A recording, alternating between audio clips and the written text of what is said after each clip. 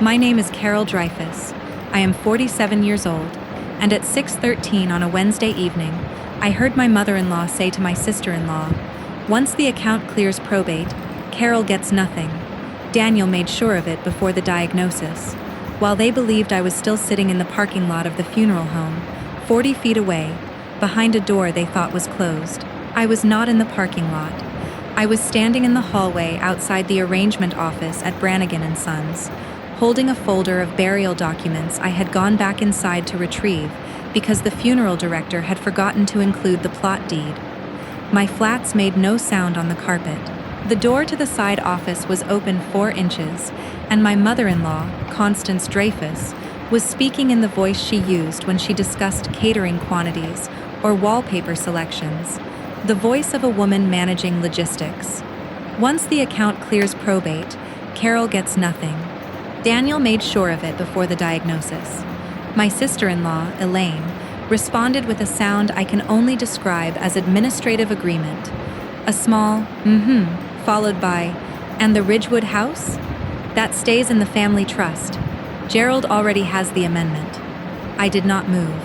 My hand was on the folder. The plot deed was visible through the clear plastic sleeve. My husband's name printed across the top in a serif font the funeral home used for all its documents. Daniel Peter Dreyfus. Date of death, November 2nd. I stood there and I counted. Not consciously, not with intention. It was the way my body responded to data that did not match the existing record. The same way it had responded 10,000 times in my professional life when a number on a page diverged from the number that should have been there. Something in my chest went very still. My breathing did not change. I registered the ambient temperature of the hallway, 68 degrees, the faint antiseptic smell beneath the carpet freshener, the sound of traffic on Route 9 through the window at the end of the corridor. I registered that Constance had said, "before the diagnosis," which meant whatever had been arranged predated the pancreatic cancer by a margin I did not yet know. And I registered that she had used the word "nothing," with the same inflection she used when telling waitstaff she needed nothing else. "Thank you." I turned around. I walked back down the hallway. I pushed through the front door into the November air and stood beside my car and held the folder against my chest and said, "To no one, noted. But this is not really for Constance. Not anymore. This is for the people watching who need to see what it looks like when someone overhears the architecture of their own erasure and decides, very quietly, to become the audit." Before I tell you what I did with what I heard, tell me, what time is it where you are? Because I remember exactly what time it was. 6:13. The November light was almost gone. The parking lot had 3 cars in it, and I had just learned that my husband of 19 years and my mother-in-law had coordinated my financial elimination with the same calm they used to plan Thanksgiving seating. I need to go back. I need to tell you who I was before that hallway, and who Daniel was, and what Constance Dreyfus built around her family like a retaining wall that looked from the outside like love. I am a forensic accountant. I have been one for 22 years. I started at a mid-size firm in northern New Jersey doing tax compliance work and moved into forensic investigation after my 3rd year, when a senior partner noticed that I had flagged a discrepancy in a client's receivables ledger that 3 other analysts had missed. It was a 14-cent rounding error that, traced back through 18 months of entries, revealed a $340,000 embezzlement scheme run by the client's own bookkeeper. 14 cents. The partner told me I had the kind of mind that doesn't let numbers lie to it. He was right. For 2 decades, I have made my living finding the places where financial records say one thing and reality says another. I have testified in court 11 times. I have been retained by insurance carriers, estate attorneys, and federal investigators. I read ledgers the way some people read faces, not for what they show, but for what they're trying not to show. That skill had exposed fraud in corporate filings, nonprofit mismanagement, and insurance claims for 22 years. It was about to audit my own marriage. I met Daniel Dreyfus in 2004 at a continuing education seminar in Princeton.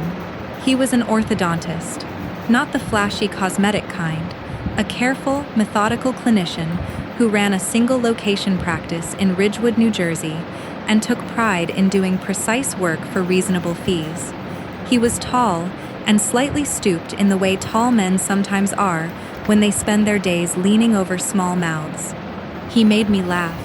He remembered what I ordered at dinner and ordered it for me the next time without asking, which I found either charming or presumptuous depending on the week. We married in 2005. I was 26. Constance Dreyfus was a presence from the beginning. She was 71 when Daniel died, a former real estate attorney who had retired early and channeled every ounce of her professional energy into managing her family. She lived in a 5-bedroom colonial in Ridgewood that she referred to as the house, the way monarchs refer to the crown. She hosted every holiday. She maintained the family calendar. She controlled access to Daniel's late father, Martin, who had built the orthodontic practice Daniel inherited and who had died in 2012, leaving behind, I was told, a modest estate that Constance administered. Elaine was 3 years younger than Daniel.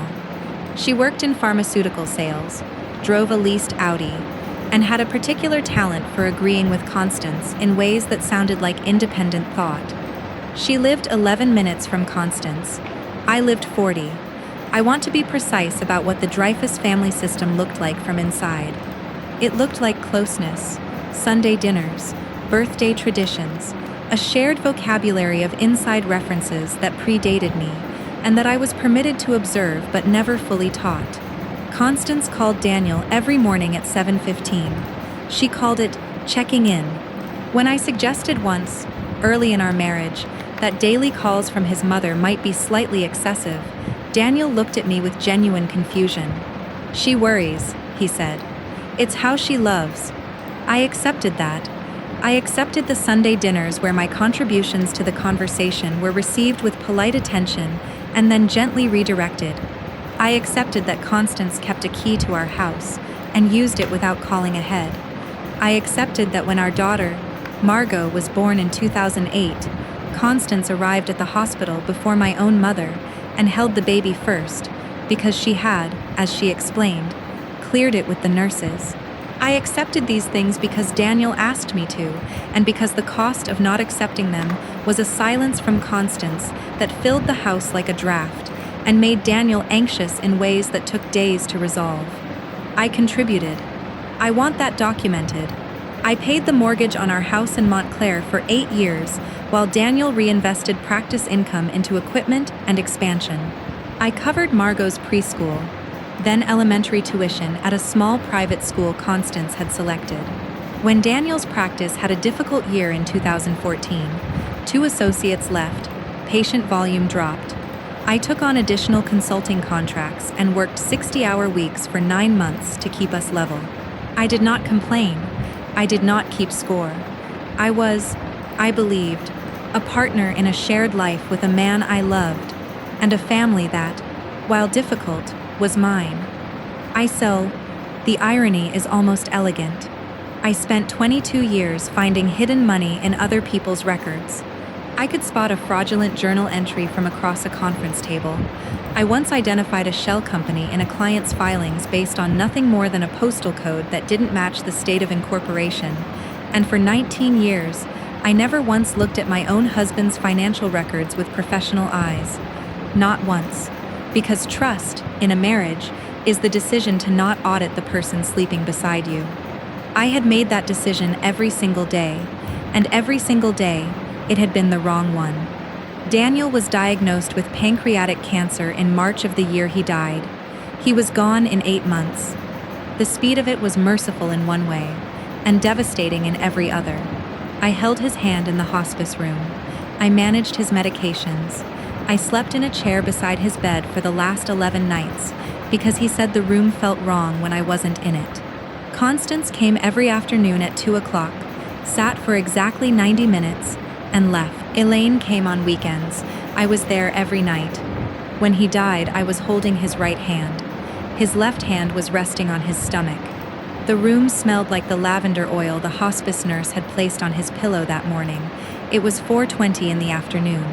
Margot was 15. The weeks after were administrative. The will, which Daniel's attorney presented, left the house in Montclair to me, the practice to be sold with proceeds split between me and Margot's education trust, and personal effects distributed per a letter of wishes. The estate, as described, was straightforward. The house, the practice, a 401k with $210,000, a life insurance policy for $500,000. I grieved. I managed. I did what widows do. I filed paperwork and made phone calls, and held my daughter while she cried, and tried to keep the lights on in a house that felt like it had lost its electrical current. And then, 6 weeks after the funeral, I went back to Brannigan and Sons to retrieve a burial document, and I stood in a hallway, and I heard the 2 sentences that reorganized everything I thought I knew. Once the account clears probate, Carol gets nothing. Daniel made sure of it before the diagnosis. And that stays in the family trust. Gerald already has the amendment. I stayed perfectly still for what felt like a very long time after those words. Before I tell you what I decided in that stillness, tell me, what time is it where you are? And have you ever heard something you weren't supposed to hear?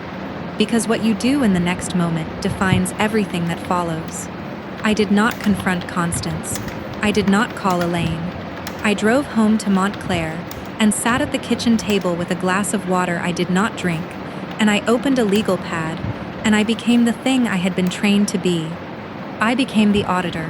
The first thing I did was request a full copy of Martin Dreyfus's estate filing from the Bergen County Surrogates Court.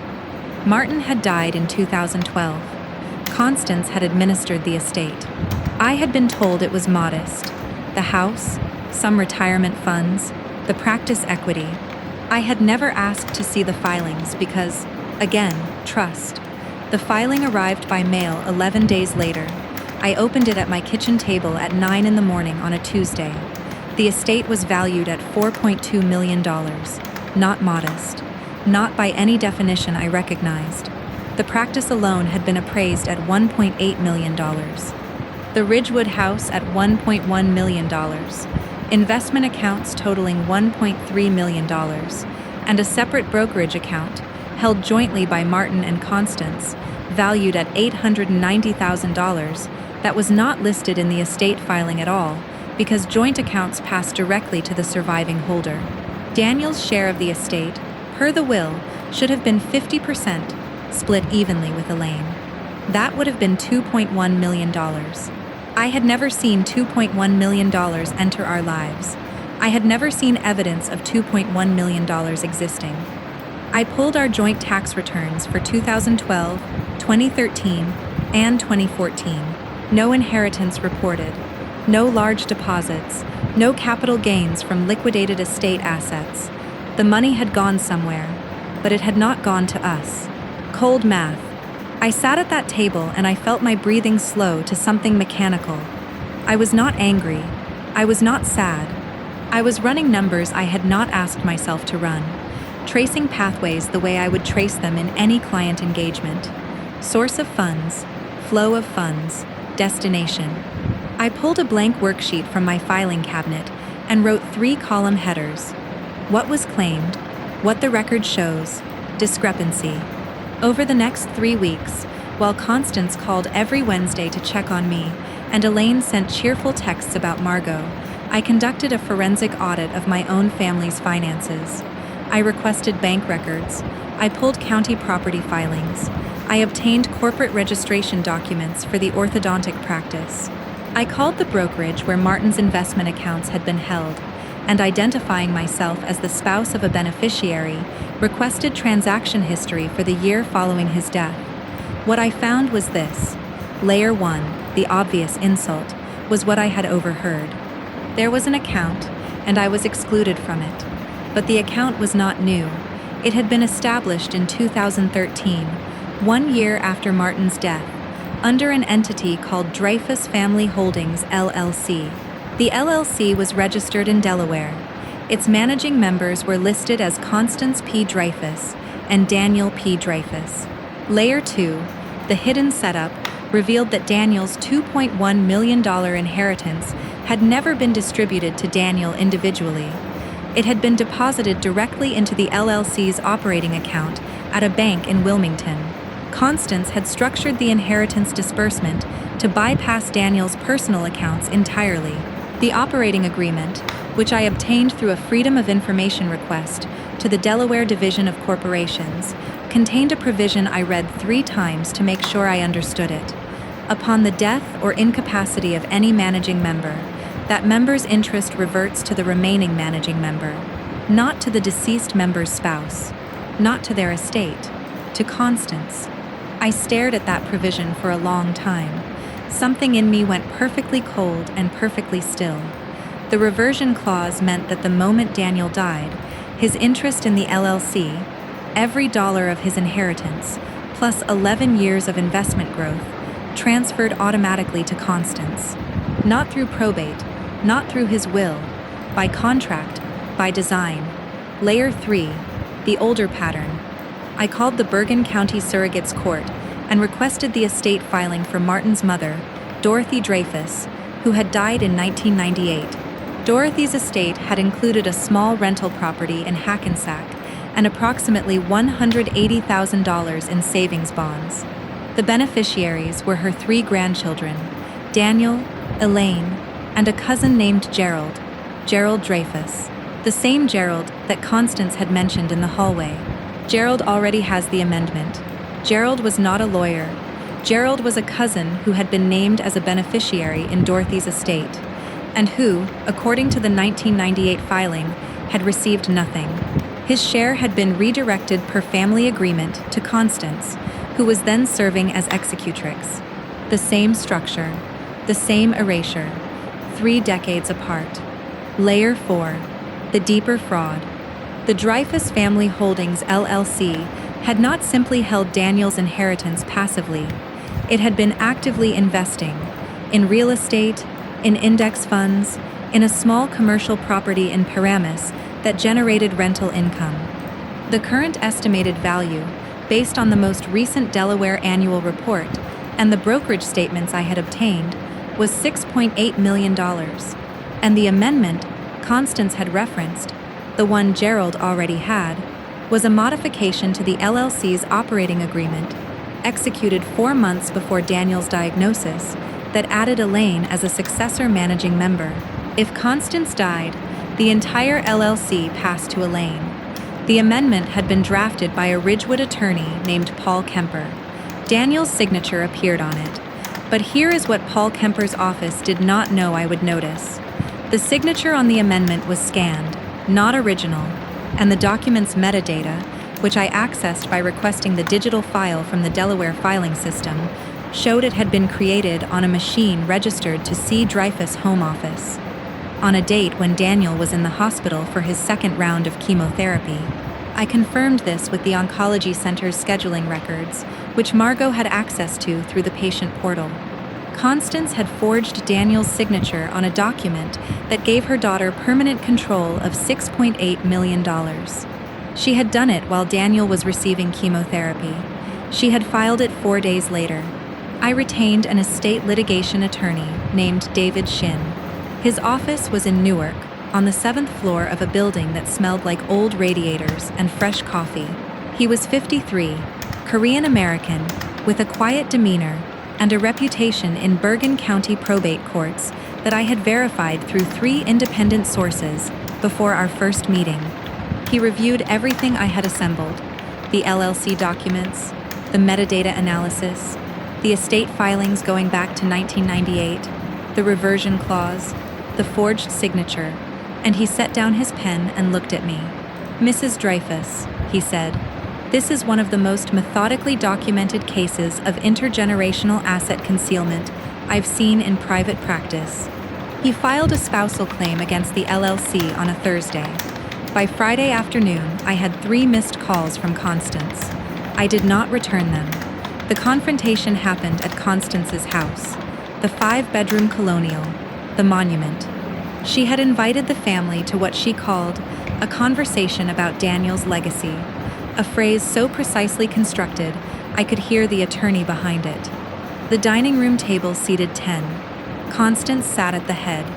The Elaine sat to her right. Paul Kemper, the attorney who had drafted the amendment, sat to her left. Gerald, cousin Gerald, who I now understood had been complicit in the 1998 erasure and had been rewarded with a role as the LLC's nominal financial advisor, sat at the far end.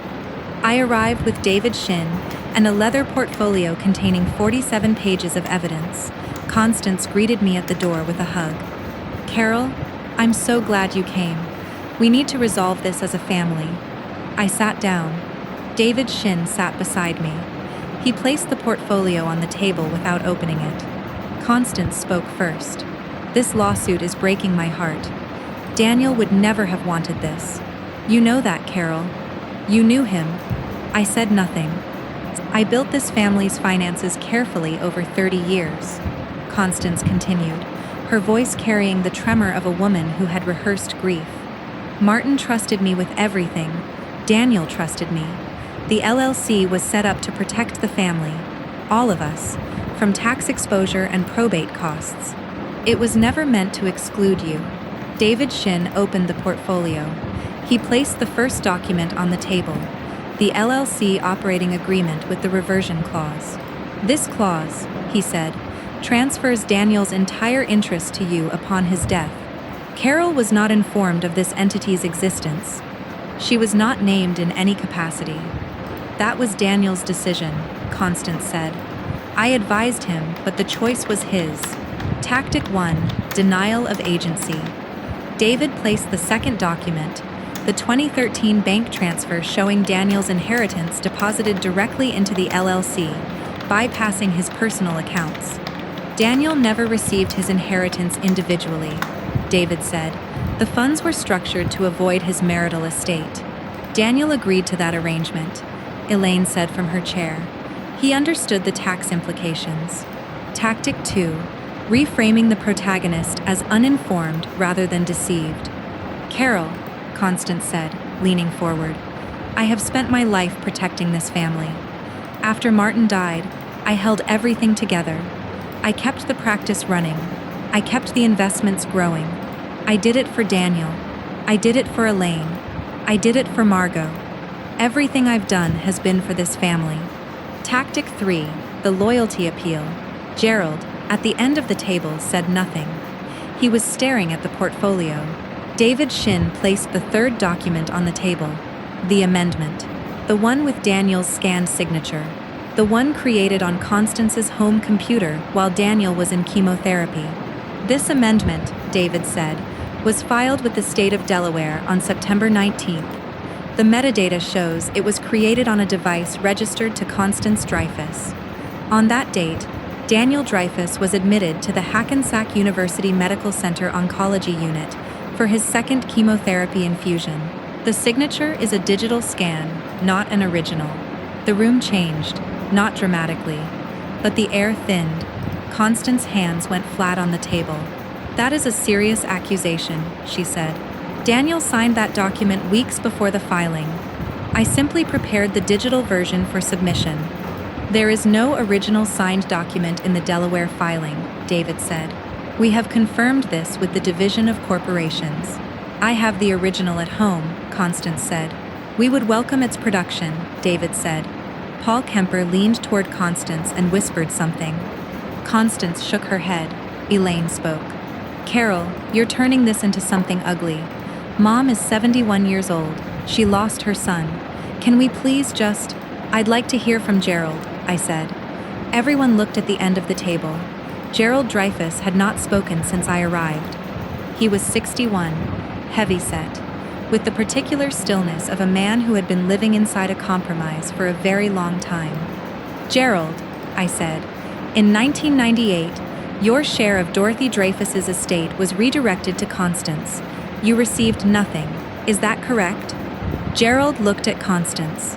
Constance looked at Gerald with an expression I recognized from 19 years of Sunday dinners, the expression that meant the correct answer had already been decided. Gerald looked back at me. He took a breath. "That's correct," he said. "Aunt Constance told me it was for estate tax purposes, that I'd receive my share later through the family fund. I never received it." The room was very quiet. "Gerald!" Constance said sharply. That is not. It is what happened, Connie, Gerald said. His voice was tired, not angry, not brave, tired. It happened to me in '98, and now it's happening to Carol. I should have said something a long time ago. I looked at Constance across the table. She was sitting in the chair she had sat in for every Thanksgiving, every Christmas, every birthday dinner for 30 years. The chair at the head of the table in the house she called the house, her room, her family. I said one sentence. I said it without raising my voice. I said it the way I would state a finding in a deposition. You don't manage a family, Constance. You liquidate anyone who threatens your control of it. I did not elaborate. The room held the silence like a held breath. David Shin closed the portfolio. We'll expect the original signed amendment within 10 business days. If it is not produced, we will supplement our filing with a forgery claim. We left. I drove home to Montclair. It was dark. Margot was at a friend's house. I stood in the kitchen for a long time. The house was quiet. The refrigerator hummed. I picked up a pen and wrote a single number on the notepad by the phone. $6.8 million. Then I set the pen down and went to bed. The consequences arrived the way consequences do. Not all at once, but in a sequence that felt less like punishment and more like gravity remembering its job. The original amendment was never produced. Constance's attorney, Paul Kemper, withdrew from representation within 3 weeks of the confrontation, citing irreconcilable differences regarding documentation. The Bergen County Prosecutor's Office opened a preliminary inquiry into the forged filing after David Shin's supplemental complaint was referred by the probate judge. Constance retained new counsel, a firm from Manhattan that charged, David estimated, north of $800 an hour. They filed a motion to dismiss. It was denied. They filed a motion to seal the proceedings. It was denied. They proposed mediation. David advised me to accept, and I did, because mediation would require full financial disclosure under oath. The mediation took place in March, in a conference room in Newark. Constance arrived in a navy dress and pearls. She was, I will say this, composed. She was always composed. But composition has a cost, and I could see the cost in the thinness of her wrists and the particular precision with which she set her water glass down, as if the glass might break if she allowed herself any less control. Elaine did not attend. She had, David learned through her attorney, stepped back from active involvement in the matter. I would learn later that Elaine had called Gerald 2 days after the confrontation and asked him, "Did Mom really take your inheritance?" And Gerald had said yes, and Elaine had gone quiet in a way that was, for the first time in her life, not agreement. The mediation produced a settlement in 5 sessions over 6 weeks. I received $4.1 million, Daniel's inheritance, plus a proportional share of investment returns, minus the LLC's legitimate operating expenses. Constance retained the remainder. The forged amendment was voided. The LLC was restructured with independent oversight. Constance sold the Ridgewood house 4 months later. Not because she had to, because, I think, the house no longer meant what it had meant when she controlled everyone who entered it. She moved to a condominium in Fort Lee. Elaine helped her move. Elaine also, in October, sent me an email. It was 3 sentences long. Carol, I should have asked more questions. I should have asked them years ago. I'm sorry I didn't. I read it twice. I did not respond that day. I responded the following week with 2 sentences of my own. Thank you for saying that. I believe you mean it, and I also believe it's not enough, and I think you know that too. She did not write back. I did not expect her to. Gerald and I had coffee in December, at a diner in Hackensack, with vinyl booths and a waitress who called everyone on. He told me that he had known since 2013 that the LLC existed. He had known since 2015 that Daniel's inheritance was inside it. He had said nothing because Constance had given him a small consulting role, $2,000 a month, and because, he said, looking at his coffee, she's my aunt, and she was the last person in the family who still talked to me after my divorce. He said he was sorry. He said it twice. I told him I heard him. I did not tell him it was all right, because it was not all right, and he deserved the honesty of that. I set up an education trust for Margot funded by the settlement, enough to cover college and graduate school, without the anxiety I had carried about tuition for years. I told Margot a version of the truth that was honest without being cruel, that her father had assets she and I hadn't known about, that her grandmother had managed them in ways that weren't fair, and that it had been resolved. Margot, who is 16 now and has her father's quiet precision and my habit of asking the next question, said, "Is Grandma in trouble?"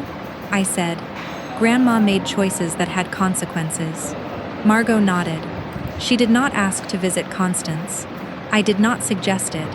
If she does someday, I will drive her there myself. I returned to my consulting practice full-time in January.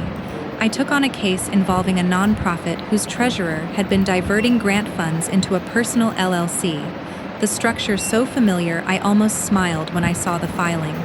I also did something I had postponed for 11 years. I enrolled in a graduate program in forensic data analytics at Rutgers. I had wanted to do it since 2013, the year Margot started kindergarten and the year I had mentioned it to Daniel, who had said, "The timing just isn't right financially, Carol." The timing, the finances. I had believed him. The program meets on Thursday evenings. I drive to New Brunswick with my laptop bag and a thermos of coffee, and I sit in a lecture hall with people half my age, and I learn things that make me better at the work I was already good at. It is not a reward. It is a reclamation. I think about what people say when they think no one is listening, not the cruelty of it. Cruelty is easy to understand. What unsettles me is the administrative tone, the logistics of exclusion. Constance did not say Carol gets nothing with malice. She said it the way she would say the caterer arrives at noon. The erasure of another person's rights, reduced to a scheduling matter. That is what silence enables. Not the dramatic silences, not the fights that never happen, or the accusations that never land. The small, ordinary silence of a family that has agreed, without ever discussing it, on who counts and who doesn't. The silence I maintained for 19 years because I called it loyalty. It was not loyalty. It was the absence of the one question I was trained to ask in every other context, and never asked at home. Does this number match? Boundaries are not punishments. They are the conditions required for trust to exist. I did not file that claim to hurt Constance. I filed it because the alternative was to accept that the woman I am, the woman who finds the discrepancy, who follows the number, who does not look away, somehow does not apply inside her own house. And I could not accept that. Not anymore. Not after standing in a hallway at 6:13 on a Wednesday evening and hearing my own disappearance discussed like a line item. It is a Thursday evening now. Months later, I am sitting at my kitchen table in Montclair. Margot is upstairs. The house is quiet. There is a legal pad in front of me, the same brand I have always used, and I am writing. Not a case file, not a deposition outline. A list of things I want to do this year that no one else has approved, vetted, or budgeted. The pen moves easily. On the first line, in my own handwriting, there is a number, $4.1 million. It does not represent what was taken. It represents what was returned. And below it, in smaller letters, a line I wrote without thinking, and then did not cross out. I believe she will know what to do. I did. If the people in your life spoke about you the way Constance spoke about me, when she believed no one was listening, what would you hear? And more importantly, would you already know? This story is a fictional narrative created for entertainment, education, and dramatic reflection. We hope it reminded you that your dignity is not negotiable, and that setting a boundary, even a painful one, can be an act of love for yourself and everyone the pattern would have reached next.